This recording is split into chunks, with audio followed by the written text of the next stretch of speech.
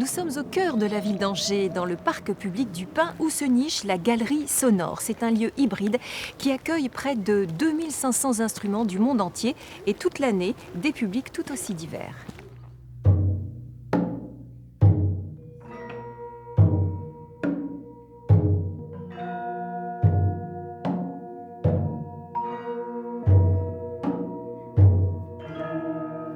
Regardez les instruments, regardez devant vous.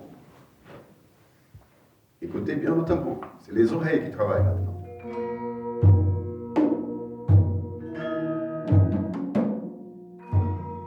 Ils sont extrêmement attentifs et très calmes.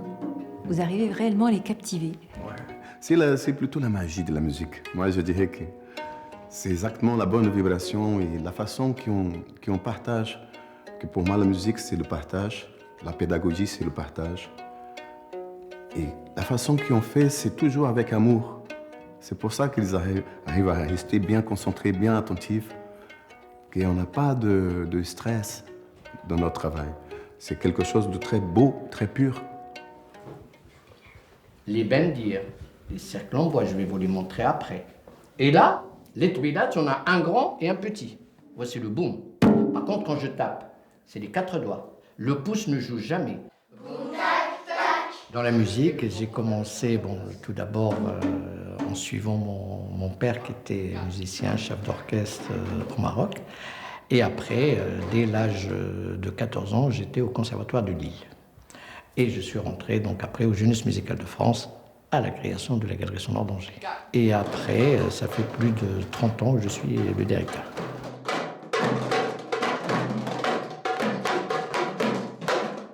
Il ne faut pas s'arrêter quand on se trompe. Jamais.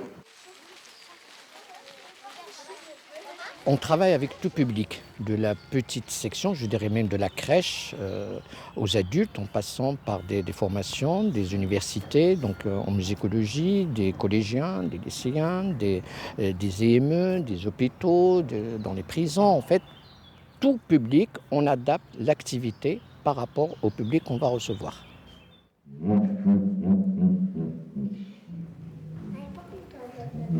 Elle n'est pas contente.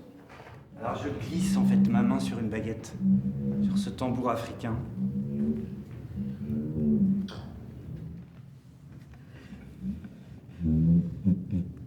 L'origine de la Galerie Sonore, j'ai dit d'Angers parce que maintenant nous sommes à Angers, mais en fait elle a été créée en 1974 par Maurice Fleuret, qui était l'ancien directeur de la musique de Jacques Lang. Et tout au début, c'était des instruments personnels de Maurice Fleuret qui ont été présentés au Festival d'automne. Et c'était justement, l'idée, c'était interdit de ne pas toucher. Et donc, effectivement, les écoles arrivaient, il y avait beaucoup de casses et tout ça. Donc, les Jeunesses musicales de France ont décidé justement de racheter le matériel et de former des intervenants.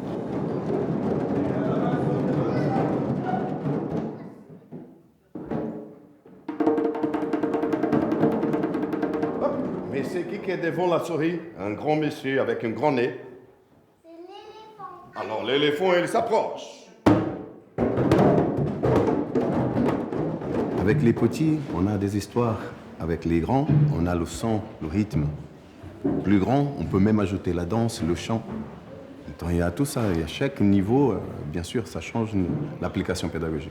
Bye bye. Quand on partage quelque chose qui a de l'amour, ça marche toujours bien. Que te